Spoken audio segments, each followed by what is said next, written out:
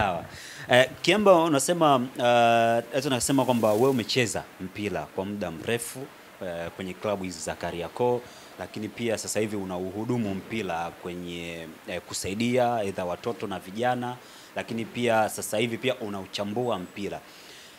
Na sasa hivi tunaelekea kwenye kipindi cha uchaguzi pale TFF, kumchagua rais wa TFF pamoja na wajumbe wengine. Pengine tumtegemee Kiemba huyu kuliongoza shirikisho ama kutia nia kwenye kugombea nafasi kadhaa, ama Kiemba huyu amejipanga lipi kwenye hili? Mimi hapana, bado kwa sababu bahati nzuri mimi pia huwa sio mnafiki hata mbele yangu mimi mwenyewe. Kuna wakati huwa najiambia we bado. Yaani bila mtu mwingine kuniambia we bado, endelea kujifunza. Sababu bado kama Mungu anakupa uhai mrefu, bado tuna sehemu kubwa sana ya kuendelea kujifunza. Kwa hiyo mimi sitegemei kuchukua fomu ya kugombea kitu chochote kwenye TFF, kwa sababu bado na vitu vingi vya kujifunza nje ya huku nilipo, lakini pia kwa wale wanaoongoza bado kuna vitu najifunza. Okay. Yeah. Unahisi kitu kinachokukwamisha ni hizi pressure unazozishuhudia ama ni kitu gani? Bahati nzuri au mbaya, mimi pressure huwa kwangu sio sehemu ya kitu ambacho nakitilia sana uzani, kwa sababu mimi kama kitu nahisi mimi nafanya kwa dhati ya moyo, huwa sijali mtu mwingine anakifikiriaje. Kwa hiyo mimi sio pressure, lakini bado uongozi una vitu vingi sana vya kujifunza. Kwa hiyo kwa huku mtaani bado tunaongoza vitaasisi vidogo vidogo, tunajifunza na kuendelea kukua kwa utaratibu huo. Okay. Yeah. Uongozi ulikuwepo sasa hivi wa Karia wanasema kwamba ameshafanya kila kitu. Timu zimeenda ni mara kadhaa, lakini timu za wanawake zimefanya vizuri. Klabu hizi za kwetu hapa nazo zimefanya vizuri kwenye michuano ya kimataifa. Ligi yetu imepanda thamani. Wanasema kwamba ni nani ambaye atakuja na mawazo tofauti ya kumuondoa Wallace Karia kwenye hichi anachokifanya? Unahisi itakuwa ni ngumu huyu mtu kupata kijiti cha mtu kumpokea kutokana na vile alivyovifanya, ama ni wakati sahihi sasa hivi kupisha damu mpya ama akili mpya kuja kuliongoza soka letu? Jambo la mtu kufanya kila kitu, nadhani kwenye maisha hakuna. Bado kuna vitu vingi sana vya kufanya. Inawezekana kwa ujumla ukaona ni kama kila kitu kimeshafanyika, lakini bado kuna vitu vingi sana ambavyo bado kwenye mpira vinapaswa kufanyika. Kikubwa ni kwamba kuna hatua ambayo kama mpira wetu kwenye muonekano umepiga hatua kwa kuongeza pia thamani ya mchezo wenyewe, kuanzia kwenye uwekezaji, lakini pia na wale wanaofanya kazi kwenye mchezo. Kwa hiyo unaweza ukasifia nyakati ambazo zimekuwa zikifanyiwa kazi na yale ambayo maono ambayo ilikuwa nayo. Lengo la kwanza ilikuwa ni kuhakikisha Tanzania inakuwemo kwenye matukio makubwa ya kimichezo. Lengo ambalo unaliona walau tumefanikiwa. Lakini tunawezaje kubaki humo, ndio ambacho sasa kinaweza mtu akaja na mawazo ya namna gani tunaweza kubaki humo na kuendelea kushindania humo. Kwa sababu hivi ni vipindi vya mpito, tunaweza kuja na kuenda pale, lakini kama misingi huku chini hakuna, tutajikuta tunarudi kule ambako tumetoka. Kwa hiyo kwangu mimi sidhani kama mtu ambaye anapaswa kuja anapaswa kuangalia hiyo picha kubwa tu ya mara moja. Anaweza kuangalia kwamba kwa mfano amemaliza muda wake. Kwa hiyo hapaswi mtu kuingia na kuongoza, kwa sababu ameshafanya kila kitu. Itabidi tufanyaje? Turudi kwenye katiba, tumuongezee muda. Turudi tena tumuongezee. Kwa hiyo itakuwa ni kama viti vya kifalme ambavyo ni mpaka mtu afe ndio ambacho anaweza akachukua au apoteze uwezo wa kufanya kazi. Lakini hivi vitu vya kugombania, ni kila mtu ana haki, anaweza kwenda pale. Unaweza ukaona timu zinafanya vizuri, zinafanya nini, lakini mtu akaja na wazo lingine ambalo kwenye mpira likawa na tija. Huwezi kusema kila mtu ataanza kila kitu. Ndio maana kuna watu wameongoza na pale walipoishia wewe unakuja unaanza kucement vitu vingine ambavyo vinaweza vikatufikisha. Lengo ni kuona tunawezaje kwenda mbele. Lakini ukisema hapaswi mtu kwenda kwa sababu huyu kashafanya kila kitu, chaguzi nyingi zingekuwa hazifanyiki duniani, kwa sababu walio kuwepo hata watu waliopigania uhuru, lakini bado watu walikuwa wana challenge na wao wanataka kuongoza, kwamba wewe ulikuwa mimi na maono mpaka nimeleta uhuru, na bado na vitu vingi natakiwa nivitekeleze, lakini anaruhusiwa mtu kuja na kusema bana, wewe hapo ulipofanya inatosha na mimi naweza nikaongeza na tukafika.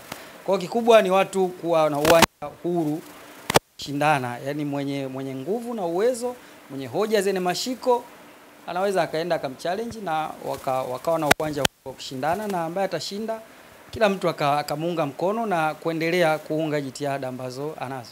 Okay. Yeah. Nafikiri ni wakati sahihi kupata kijiti kipya kwa uongozi wa Wallace Karia. Kwangu mimi nilikuwa nafikiri yani ni wakati sahihi zaidi wa kiongozi ambao aliyoko madarakani kwa yeye kuendelea. Kwa nini? Kwa sababu tayari ameshafika kwenye peak. Inawezekana likaja kuanza anguko ambalo likakuta na yupo kwenye hayo madaraka. Kwa hiyo akapoteza tena vile vitu vyote ambavyo alivifanya. Kwangu mimi nadhani kwa uamuzi wa busara kwa kiongozi ambaye ameshautoa mpira ulipokuwepo mpaka hapa ulipo, alipaswa kukaa pembeni na kuacha ile legacy ambayo ameshaitengeneza. Kwa hiyo unaweza ukamwachia mtu mwingine sehemu ambayo iko bado timu mpira uko pazuri na yeye akaanza kuendelea kuanzia pale na kuna, lakini bado kama anawiwa kuendelea pia ni utashi wa mtu. Lakini kama mimi ningekuwa ni sehemu ya watu ambao wanaweza kushauri bana, mzee wangu hapa ulipofika na haya matukio yameanza kutokea, mara dabi haichezwi na chezwa, yanaweza yakafikisha sehemu ambako ile heshima ambayo umeitengeneza ikavunjika. Sasa kwa nini uivunje na usiachie hapo hapo na ukabaki kama mtu ambaye unakumbuka? Utakumbuka mzee Tenga anakumbukwa kama mtu ambaye alikuja kwenye mabadiliko. Mpaka sasa hivi anakumbuka. Kwa hiyo na mzee wangu Karia kufanya kinaweza sehemu ya watu kukumbuka bana, mzee Karia alitutoa hapa na hapa, kuliko ambao hivi tulikoanza kufikia unafika wakati mpaka haijulikani kama mechi itachezwa au inachezwa. Hizo pia ni dalili kwamba mchezaji mzuri anajua wakati wa kushuka jukwani. Okay. Kwenye sakata hili la dabi ya Kariakoo kutokuchezwa, umesikika mara kadhaa ukisema kwamba lazima hapa vitu viwili vifanyike ili tuende kwenye nchi ya ahadi. Aidha busara ama mtu mmoja aumie ama upande mmoja aumie ili tuweze kuvuka hapa.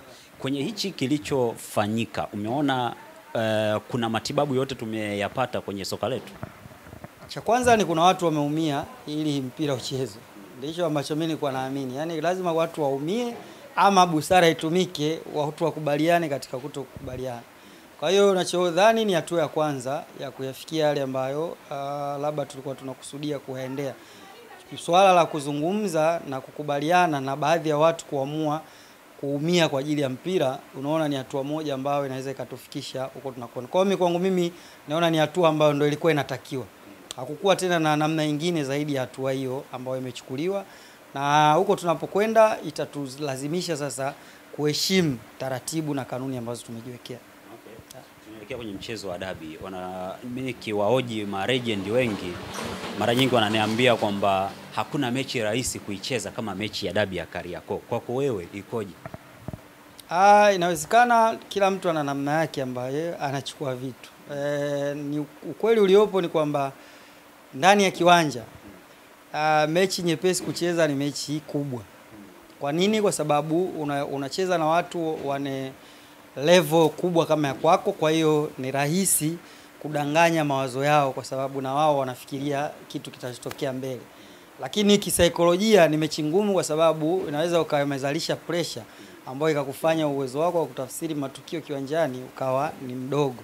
Ndio maana unaweza kumuona mchezaji kwenye mechi zingine hizi sijui na Namungo sijui nani anakuwa mchezaji hodari sana, inapofika dabi unamuona kama ni tofauti, na baadhi ya watu wameshapewa kashfa za kuuza mechi za kufanyaji kwa sababu tu ya ile pressure ambayo inazalishwa na mchezo. Kwa hiyo mimi nadhani kila mchezaji ana namna ambavyo anaichukua, lakini mimi kama mchezaji ambaye nilikuwa nacheza nilikuwa napenda sana mechi hizi kubwa kwa sababu ndizo mechi ambazo unaweza ukatengeneza utambulisho wako kwenye matukio yake. Okay. Yeah. Kuongea na Mrisho Ngasa alisema kwamba kwenye dabi moja alishawahi kuweka ahadi ya kama hatofunga goli basi mashabiki wachome nyumba yake moto. Kuna situation yoyote ambayo wewe ilikupelekea mpaka ukaweka ahadi kwenye dabi yoyote ile na mambo yakaenda ndivyo sivyo?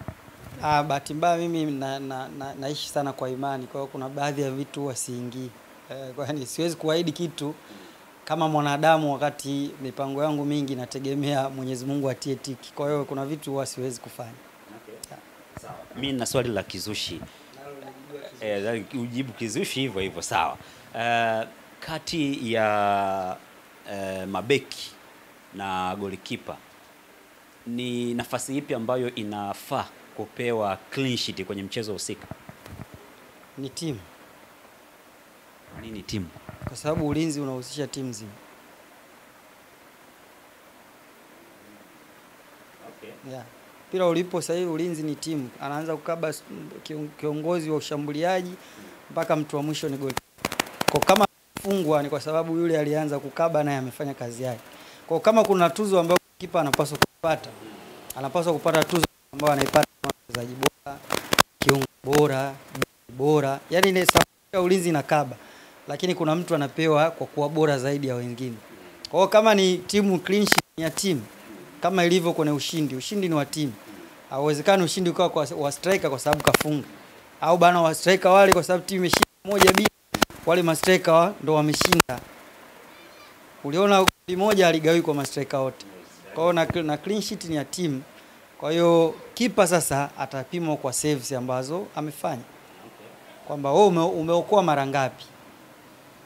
Ndicho ambacho tunaweza tukampima yeye peke yake. Lakini kama timu tu kutokufungwa, inawezekana hajapigiwa shuti hata moja. Sasa anakuaje na nani kama apewe hiyo clean sheet wakati hakuna attempt golini ambayo imeenda.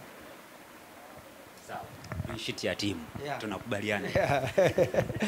Sawa bwana, mimi nimepita maeneo ya Karume pale, nimekuona ukiingia kwenye zile ofisi na huu ni wakati wa kuchukua fomu bwana. Vipi? Umeshatia nia?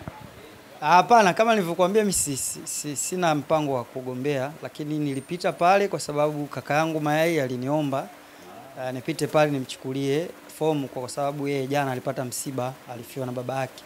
Kwa hiyo saizi yupo msibani na nia hiyo alikuwa nayo, kwa akaniambia pita pale mdogo wangu. Kwa hiyo upo mjini nichukulie fomu, na mimi nikapita nikachukua fomu. Kwa hiyo nimekabidhiwa fomu pale na kanuni, nimeondoka nazo. Kama Mayai akipita inawezekana kiemba tukamwona kama katibu mkuu pale. Hapana, hizo nafasi bado kubwa. Kuna nafasi bado kubwa. Bahati mbaya mimi mwenyewe sipenda kujiongopea. Yaani kuna baadhi ya vitu bado tunajifunza. Sio rahisi. Ni vijana lakini ambao wanaweza kuwa na hizo uwezo pia wao kujikagua. Unajua vijana kweli wanahitajika mahali, lakini wane uwezo wa kufanya hiyo kazi. Mimi kila nikijiangalia naona bado. Acha nijifunze. Yeah. Umecheza mpira, umechambua, unauongoza sasa hivi mtaani, unasema bado. Taifa unalinyima kitu. Hapana, wakati ukifika vitu huwa vinaenda automatically, una haja ya kuvilazimisha. Wakati ukifika utaona kila kitu kinaenda kwa upande huo na unaweza kujikuta upo na badala ya kuhudumia watu 10 ukaanza kuhudumia watu 100. Okay. Yeah. Bwana madogo wanaendeleaje? Tunaendelea vizuri. Tunaendelea vizuri na program za mazoezi na Mungu anajalia, anatuepusha na ajali za viwanjani tunaenda. Yeah. Bwana kila laheri. Karibu.